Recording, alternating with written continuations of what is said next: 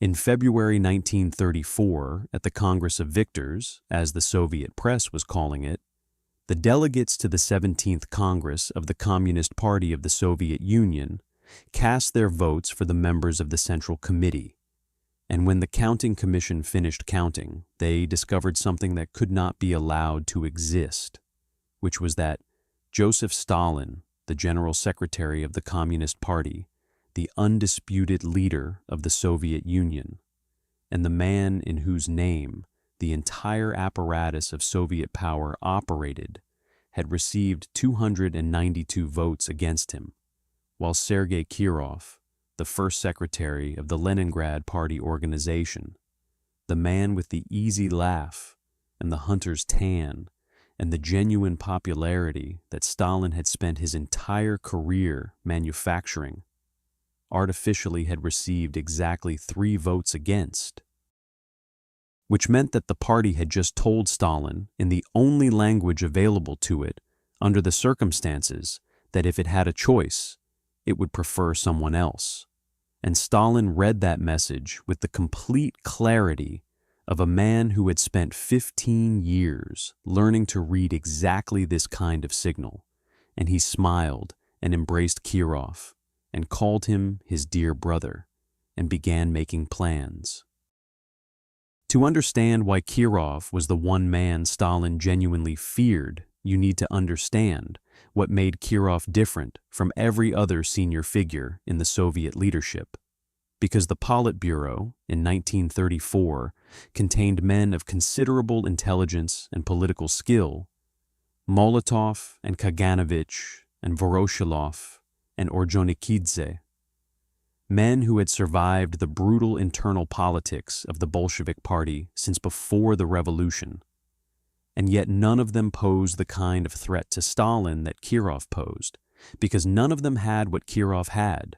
which was the thing that Stalin could manufacture in abundance for external consumption, but could never actually produce in himself, and that thing was that people genuinely liked him, not feared him, not respected him in the way that you respect a man who can have you shot, not admired him as the embodiment of the revolution, but actually liked him in the uncomplicated way that people like someone who seems to be a real human being rather than a political instrument wearing a human face. Kirov had been running Leningrad since 1926, and in that time had built something that was genuinely unusual in the Soviet political landscape of the early 1930s, which was a relationship with the city's population based on something other than terror. He attended workers' meetings and actually listened to what people said. He walked through factories and talked to people on the shop floor. He was a charismatic public speaker in the way that Stalin was not, with a natural warmth that communicated itself to large audiences without the apparatus of propaganda that Stalin required to produce the same effect at greater scale. The Leningrad Party organization under Kirov was by Soviet standards a relatively functional institution, rather than a collection of terrified functionaries waiting to find out which of them would be denounced next. And this was not because Kirov was naive about the nature of Soviet power, but because he had calculated correctly that you could run a large industrial city more effectively if the people running it were not in a constant state of existential fear. And this calculation, this small act of basic human decency, dressed up as administrative pragmatism, was in the context of Stalinist Soviet Union a radical and dangerous position.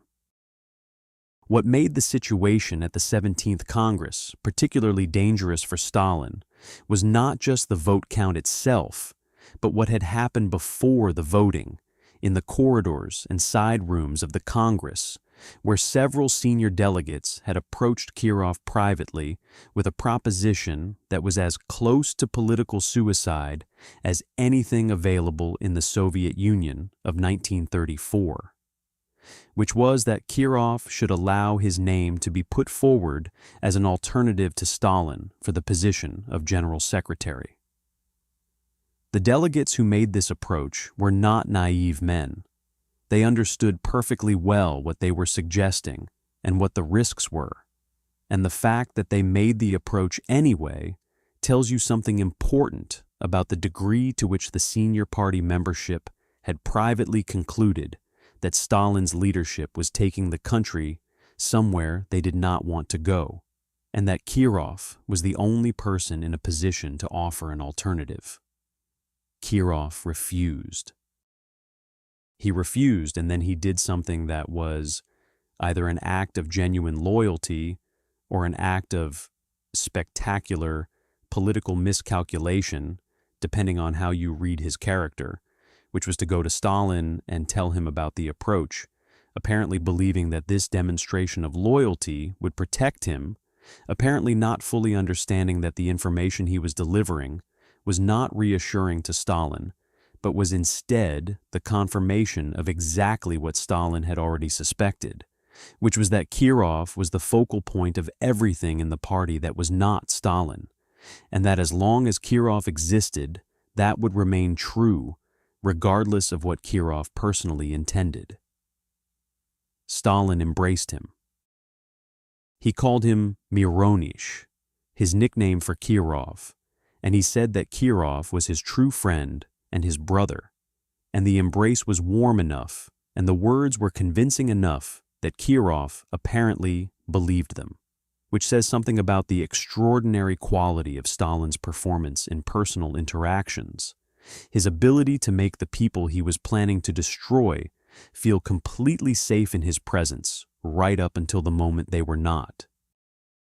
Over the months that followed, Stalin pushed repeatedly to have Kirov transferred to Moscow, officially as a promotion, as an appointment to the Secretariat of the Central Committee that would bring him into the heart of Soviet power,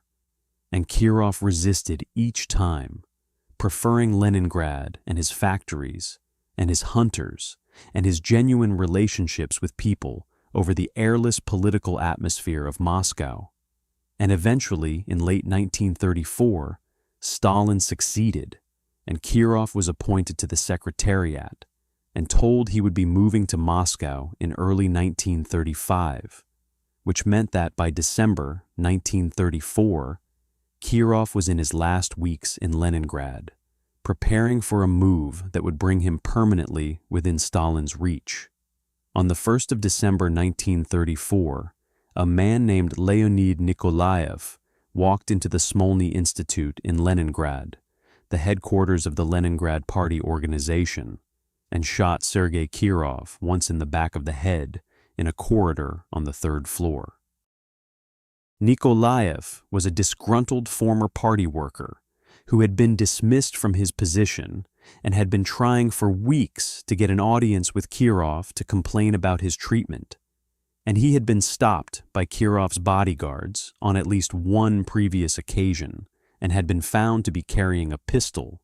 and on that occasion he had been detained and then released on the orders of someone senior enough to override the bodyguard's judgment, and his pistol had been returned to him, and he had been allowed to go. And several weeks later, he used that same pistol to kill Kirov in a corridor that his bodyguard had inexplicably left unattended. The bodyguard in question being a man named Borisov, who was the only person present at the moment of the shooting, and who was therefore the only witness to exactly what had happened, and who was killed the following day, when the truck transporting him to his interrogation was involved in an accident that killed only him and left everyone else in the vehicle unharmed, which is the kind of coincidence that strains the definition of the word. Stalin flew to Leningrad personally within hours of the shooting, which was itself unusual given that Stalin almost never traveled anywhere in this period, and he conducted the initial interrogation of Nikolaev personally, and during that interrogation, Nikolaev reportedly shouted that he had acted on orders and named names from the NKVD, and Stalin walked out of the interrogation room, and every person Nikolaev had named was shot before they could testify at any trial. And Nikolaev himself was shot in December 1934, along with his wife and his brother, and every member of his family that the NKVD could locate. And the case was officially closed as a terrorist conspiracy organized by Zinoviev and Kamenev, and the enemies of the Soviet people, which was a conclusion that had been reached before the investigation had properly begun, and which conveniently provided the justification for everything that came next. What came next was the legal architecture of the Great Terror, constructed within hours of Kirov's death, with a speed that suggested it had been prepared in advance and was waiting for exactly this moment to be deployed. A decree on the accelerated handling of terrorist cases that eliminated the right to appeal, eliminated the right to legal representation, and specified that sentences were to be carried out immediately upon pronouncement. And this decree, signed by Stalin on the evening of the 1st of December 1934, became the legal foundation on which 750,000 people would be shot over the following 4 years, and 1.5 million more would be sent to the camps. And it was signed within hours of the death of the man whose murder it was supposedly responding to, which tells you something about the relationship between the cause and the effect in this particular sequence of events. Stalin wept at Kirov's funeral. He stood at the open coffin and wept with what observers described as genuine emotion, and he helped carry the coffin, and he delivered the eulogy, and the grief he displayed was either the performance of a man who had ordered the killing and was now managing the narrative, or the genuine grief of a man who had loved Kirov as a friend and killed him anyway, because the friendship was less important than the threat. And historians have argued about which of these it was for 90 years without reaching a definitive conclusion. But what is not in dispute is that within days of the funeral, the arrests began in Leningrad. Thousands of people swept up on the basis of their alleged connection to the conspiracy that had killed Kirov. And within months, Zinoviev and Kamenev were on trial for their alleged role in ordering the assassination.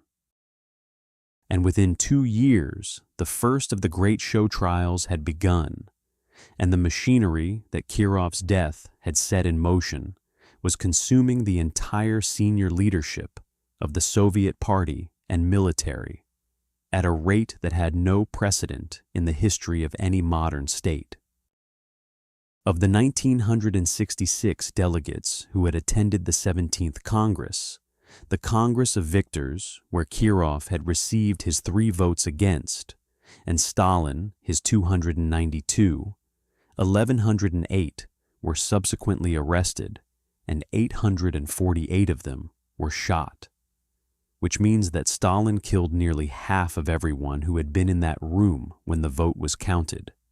And of the 139 members of the Central Committee elected at that Congress, 98 were shot,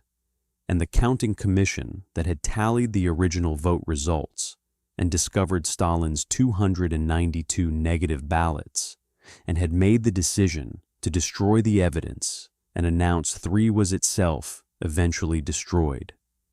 Its members arrested and shot in the years that followed. Because in Stalin's Soviet Union, knowing the truth about something was not protection against being punished for it, but was instead frequently the reason you were punished, since the people who knew things that contradicted the official version of events were by definition a threat to the official version of events regardless of whether they had any intention of saying so. The man who had received 3 votes against at the Congress of Victors was buried in the Kremlin wall and given a city named after him, Kirovsk, and a ballet and a factory and streets in every Soviet city, and Stalin attended the funeral and wept and called him his dearest friend. And the Soviet Union was told that Kirov had been murdered by the enemies of the people, and no one said otherwise for 22 years, until Khrushchev stood up at the 20th Party Congress in 1956 and said that it was necessary to investigate the circumstances of Kirov's death and the possible role of Stalin in organizing it. And the investigation that followed found that the original evidence had been destroyed and the witnesses had been shot, and the paper trail led in circles and eventually nowhere,